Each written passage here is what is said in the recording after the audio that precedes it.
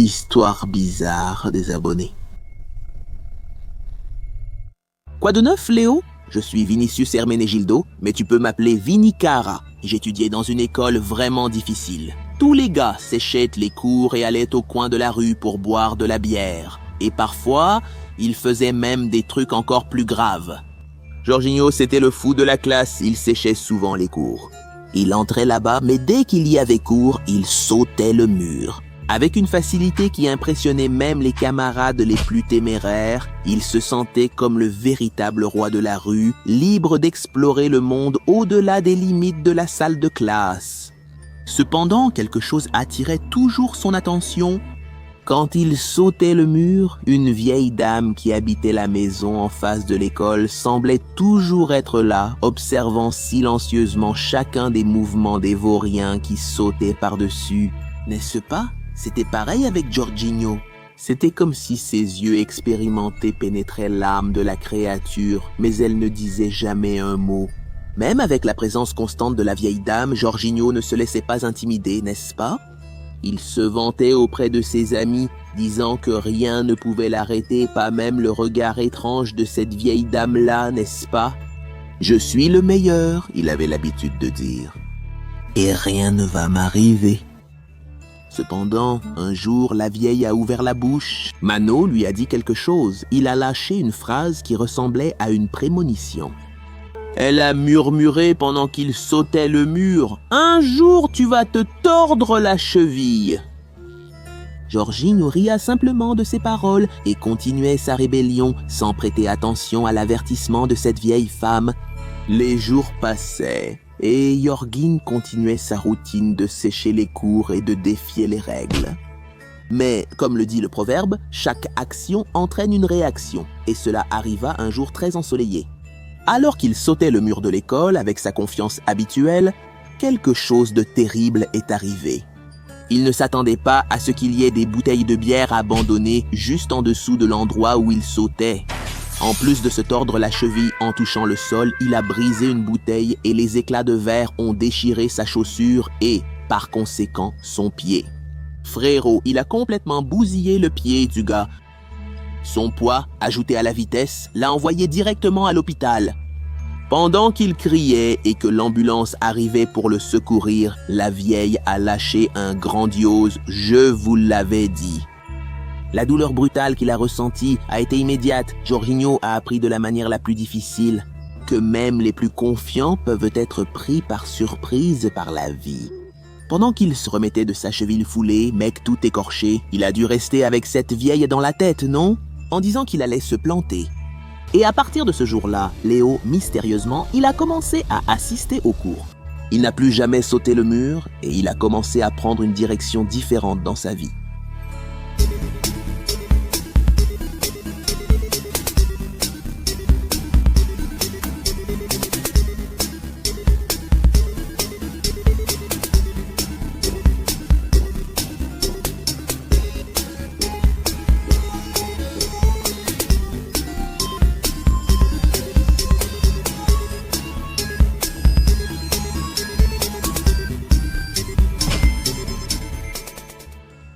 Les gars, j'ai sorti une nouvelle bande dessinée dans la boutique Cartoon, Chat contre Sirène. C'est une histoire qui se déroule dans une terre détruite par ces créatures bizarres et qui montre le combat entre ces deux titans. Qui sera le vainqueur de ce combat? C'est la grande question que nous voulons tous savoir. Si vous ne connaissez pas, Léo et Mamie vivent une aventure contre les forces du mal. Des enfants du quartier disparaissent mystérieusement. Que se passe-t-il donc? Est-ce que Léo et Mamie réussiront à percer ce mystère? Nous avons aussi d'autres bandes dessinées. Ajoutez ce numéro WhatsApp de la boutique et nous serons là pour vous aider. Bonjour Léo, je m'appelle Renan. Je vais raconter une histoire vécue par mon grand-père, ancien camionneur de bétail. Alors, il a pris un voyage sur la route fédérale 116, connue comme la route de la mort. Il était déjà 2 heures du matin et il s'est arrêté pour faire le plein dans une station-service et il a pensé dormir là même. Mais il arriverait très tard à sa destination, alors il a préféré continuer le voyage, car ainsi il arriverait le matin. Mon grand-père avait un perroquet appelé Mareko qui était son compagnon de voyage. Mareko avait une manie. Chaque fois que quelqu'un montait dans la cabine, il disait « Allons voyager, sale bête ». Mon grand-père a poursuivi sa route en consultant sa montre. Il était déjà 3h03 du matin. Un peu plus loin, mec, il a vu une femme en blanc sur le bas-côté qui faisait du stop. Il est passé sans s'arrêter, croyant à une apparition. Après tout, c'est habituel sur la route fédérale. Environ 3 kilomètres plus loin, il a vu cette femme à nouveau. Alors il a regardé sa montre et a eu peur, parce qu'il était encore 3h03 du matin. C'était impossible, car il s'était déjà écoulé pas mal de temps depuis qu'il l'avait vue pour la première fois, n'est-ce pas? Il a continué à voir la femme encore environ 4 fois. Alors la radio s'est arrêtée. Il était toujours 3h03 du matin. Que se passe-t-il? L'horloge n'avance pas. Son perroquet a commencé à dire « Allons voyager, sale bête » à plusieurs reprises. On aurait dit que quelqu'un était monté là derrière. Mon grand-père a commencé à sentir une respiration lourde et une odeur de charogne venant de la cabine. Il a continué sans regarder en arrière, puis il est resté avec cette histoire en tête et a décidé de vérifier comment allait sa cargaison vivante. Il a ralenti puis s'est arrêté sur le bas-côté. Tout était désert. Il est descendu, a pris une cigarette, prêt à l'allumer lorsqu'il a entendu le bétail s'agiter à l'intérieur. Il a vérifié puis déverrouillé lentement la porte. C'est alors qu'il a vu cette femme en blanc à l'intérieur. C'était vraiment un esprit ou quelque chose comme ça. Elle était en train de manger le bétail vivant, mec. Elle ressemblait à un zombie affamé et elle était en train de massacrer les animaux. Quand il a éclairé avec le feu, la chose a disparu rapidement. Il n'est pas resté pour voir dans quel état étaient les bêtes. Il a juste tout verrouillé. Il a démarré pour s'éloigner de l'endroit. Accélère ce truc-là. Et il a vraiment accéléré, puis la radio est revenue. En vérifiant l'heure, il a été soulagé car il était déjà 3h14. Lorsqu'il est arrivé à destination, il a informé son patron de ce qui s'était passé et le patron a dit que c'était normal. Mais la cargaison pleine de bœufs blessés serait déduite de son salaire. Il a accepté et est rentré chez lui, décidé à démissionner. Peu après, il a vendu le camion et acheté une épicerie où il travaille toujours. Et voilà Léo, je te regarde depuis les toutes premières vidéos des histoires bizarres des abonnés. Merci beaucoup. Et mes amis, si vous n'êtes pas encore abonné à cette petite chaîne merveilleuse, abonnez-vous dès maintenant. Mon pote, commente aussi en bas, d'accord? Je vais tout lire les gars. Que Dieu vous garde.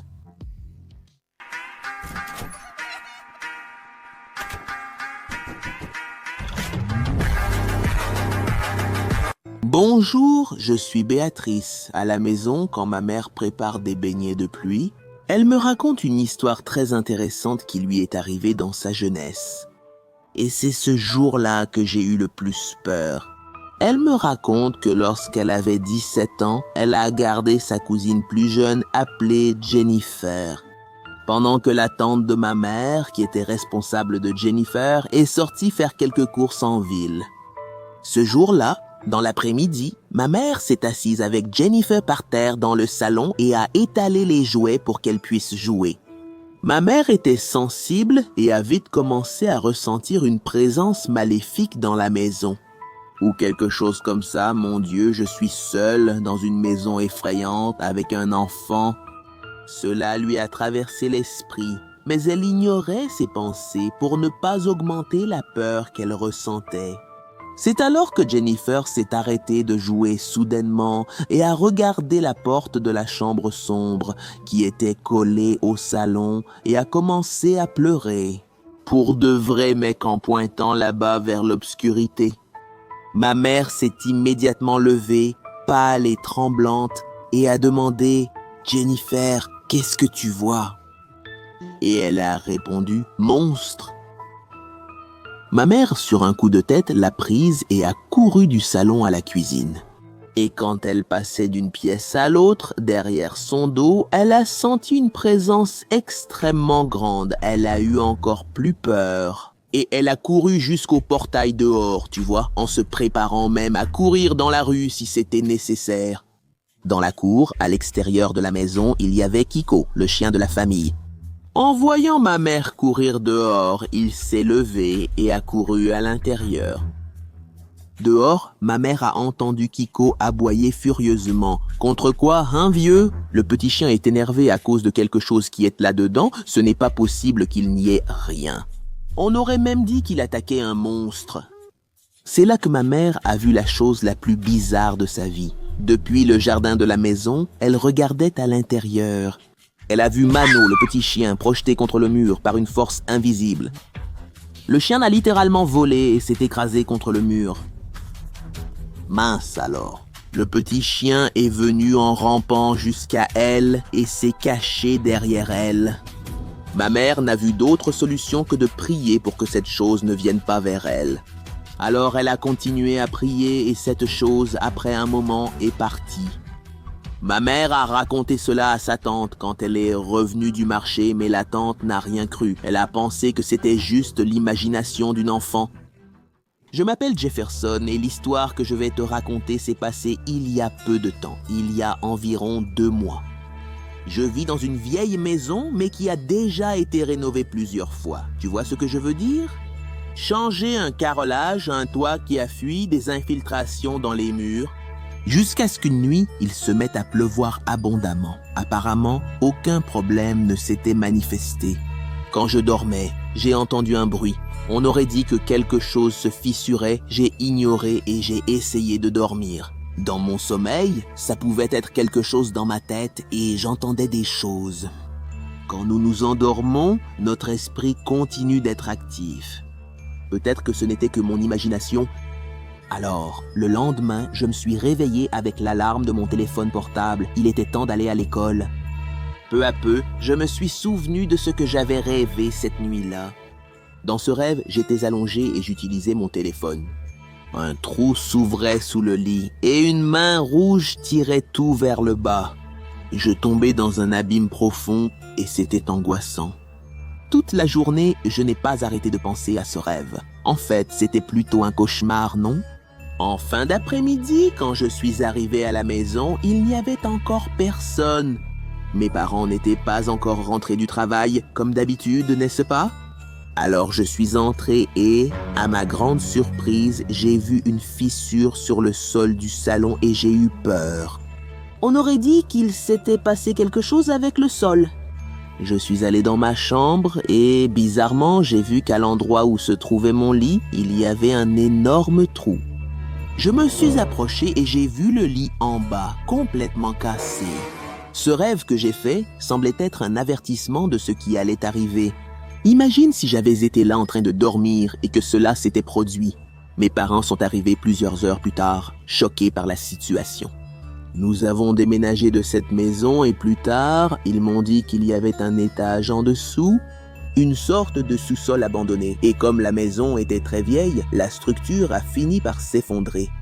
Juste là où se trouvait mon lit. T'es fou? Bonjour Léo, je suis Maria Clara. Ma mère m'a raconté cette histoire. Ma grand-mère avait l'habitude d'aller au cimetière tous les week-ends et elle récupérait les fleurs des défunts à la fin de la journée. Ainsi, elle aurait sa maison remplie de fleurs, bien colorées et parfumées aussi. Ma mère était une enfant et ne se sentait pas à l'aise de faire cela, mais elle était obligée par ma grand-mère de l'accompagner. Tu sais comment c'est, hein, papa et maman, quand ils parlent, c'est comme ça, non?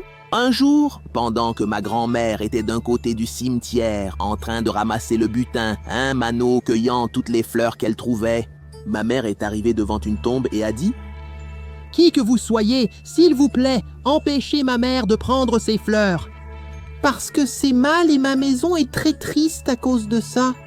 Même avec toutes ces couleurs, notre vie est grise. » Alors, elle s'en allait avec plein de fleurs à la main, Mano.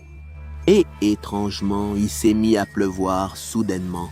Il pleuvait énormément, une pluie torrentielle bizarre, et elles sont toutes les deux tombées en passant par la porte du cimetière. Tout s'est passé très vite d'après ma mère. Quand elles se sont réveillées, la pluie s'était arrêtée et elles ont remarqué que les fleurs avaient mystérieusement disparu des mains de ma grand-mère et des siennes. Quand elles sont arrivées à la maison, toutes les fleurs qu'elle avait mises là auparavant n'y étaient plus. On aurait dit que quelqu'un était entré et avait tout pris. Ma mère, après cela, s'est demandé si ce qu'elle avait dit là-bas au cimetière avait pu provoquer leur évanouissement collectif. Et tout le reste, n'est-ce pas? Je ne sais pas si c'est vrai, Léo, mais si ma mère l'a dit, je la crois. Et merci, Léo. Histoire bizarre des abonnés. Salut Léo, ça va? Je suis Mélina, j'ai 12 ans, mais cette histoire date de quand j'avais 8 ou 9 ans. Eh bien, j'étais une fille normale, j'adorais Barbie, j'avais plusieurs poupées comme ça dans ma chambre. Ma sœur Mélissa, qui avait environ 9 ans à l'époque, aimait aussi ça et avait une collection avec moi. Il y en avait une en particulier, c'était la Barbie rockeuse. Oh oui, elle faisait du bruit quand on l'activait avec une guitare et d'autres accessoires. C'était une rockstar. Je vais justement parler de celle-ci dans cette histoire terrifiante. J'étais avec ma sœur Mélissa un après-midi en train de jouer avec plusieurs Barbies dans notre chambre, pendant que notre grand-mère préparait à manger dans la cuisine, en bas. Jusqu'à ce que ma sœur dise qu'elle allait aux toilettes et m'a dit d'attendre pour qu'on puisse continuer à jouer. Elle est partie, hein? Et après quelques secondes, j'ai regardé les Barbies, j'ai remarqué qu'il y avait quelque chose qui clochait, la Barbie rockeuse avait disparu. Ma sœur l'a-t-elle prise aux toilettes sans que je m'en rende compte? J'ai été jusqu'à la porte de la chambre, je te jure, Léo. La poupée était assise dehors, dans le couloir, alors qu'il n'y avait personne là-bas. J'ai tremblé de peur et j'ai appelé Mélissa et elle a dit qu'elle n'avait rien fait. Ce n'est pas elle qui l'a prise et l'a laissée là, n'est-ce pas? Comment une poupée peut-elle se déplacer sur environ 4 mètres sans que personne ne fasse rien? Rapidement, nous sommes descendus les escaliers et avons tout raconté à notre grand-mère, mais elle ne nous a pas cru. Elle a dit que c'était le fruit de notre imagination. On l'a sans doute mise là sans s'en apercevoir. Nous avons essayé de reprendre le jeu, mais nous avions tellement peur que nous avons laissé la Barbie rockeuse à l'écart des autres. Elle est restée dans un coffre dans un coin de la chambre. C'était juste pour être sûr, n'est-ce pas? Pendant la nuit, pendant que nous dormions, je me souviens que nous nous sommes réveillés avec une musique qui jouait. J'ai dit à ma sœur que c'était Barbie rockeuse qui faisait ça, et quand on a allumé la lumière de la chambre, elle était avec les autres en train de faire son spectacle. Cette poupée devait être contrôlée par quelque chose pour que tout cela arrive. Nous n'avons appuyé sur aucun bouton pour qu'elle émette ce son, et justement, au beau milieu de la nuit, dans le silence, cela arrive. Après cela, nous avons tellement embêté notre mère que nous avons réussi à la donner à d'autres enfants. On ne pouvait pas la jeter ou la détruire, car notre mère n'aurait pas aimé ça, donc la seule solution a été de la donner. Bonjour Léo, ça va? Je m'appelle Maria et j'ai 12 ans.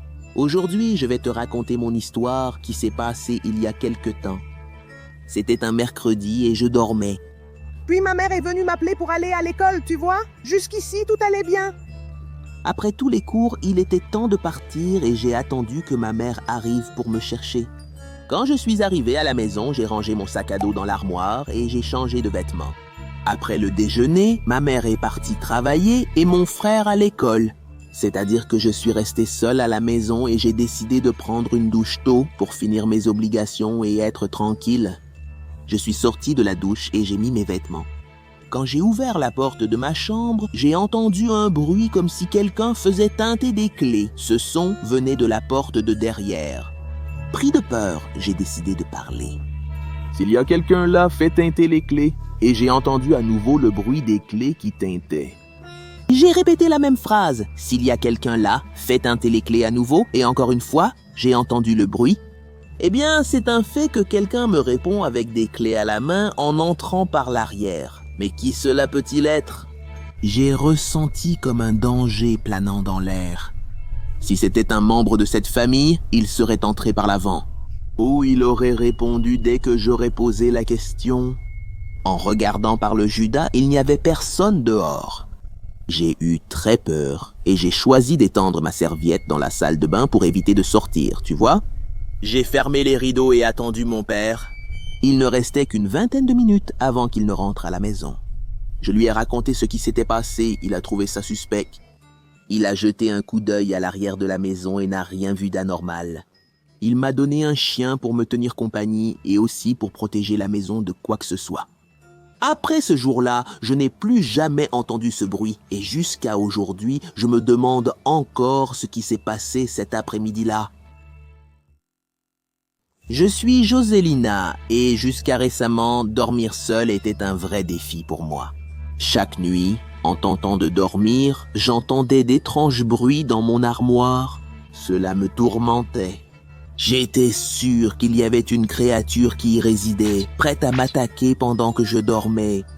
Fatigué de me voir effrayé, mes parents m'ont offert une petite souris pour me tenir compagnie. Ils pensaient qu'ainsi je ne serais plus seul et que je pourrais dormir tranquillement. La première nuit, la petite souris dans sa cage près de mon lit faisait un doux bruit en courant dans sa roue, ce qui m'a apaisé.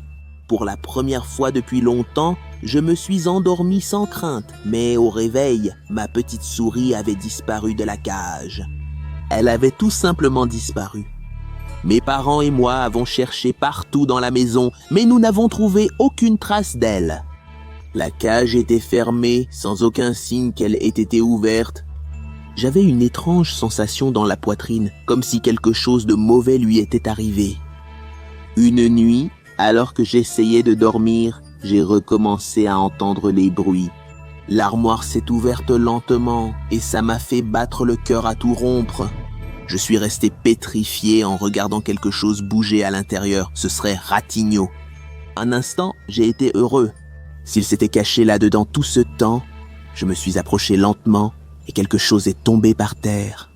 En regardant de plus près, j'ai réalisé que c'était le squelette de mon petit rat.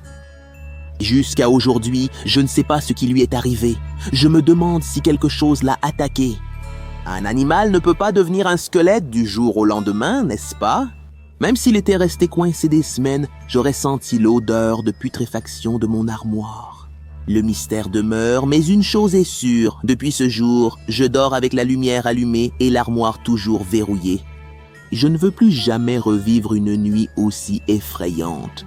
Mes parents ont dit que ces restes n'étaient pas ceux de ma petite souris, mais d'une autre qui était entrée là il y a des années et y était morte. Mais cela n'explique pas l'armoire qui s'est ouverte toute seule et qui est tombée juste devant moi, cette chose-là.